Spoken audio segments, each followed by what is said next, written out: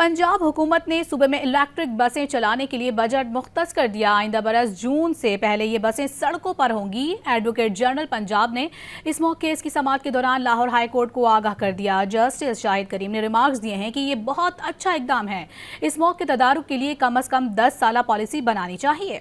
Lahore high court के justice Shahid करीम ने इस मौके तदारुक के हवाले से दायर दरखास्तों पर समाअत की और इस दौरान समाअत के दौरान एडवोकेट जनरल पंजाब खालिद इसहाक ने तफसीली रिपोर्ट पेश की, जिसमें बताया गया है कि फूड सिक्योरिटी, सैलाबी सूरत हाल और बारिशी पानी को महफूज बनाने के लिए इकदाम कर रहे हैं।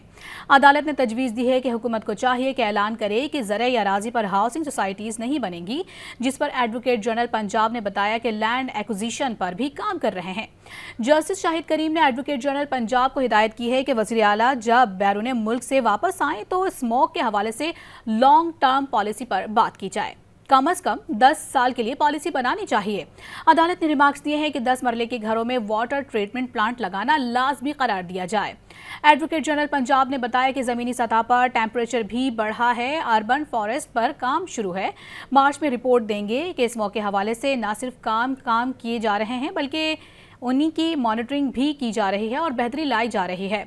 अदालत ने एडवोकेट जनरल को हिदायत की कि इस मौके हवाले से बीजिंग मॉडल को देखकर अदालत की मुआवनत की जाए। अदालत ने मजीद समाअत आइंदा हफ्ते तक के लिए मुलतवी कर दी।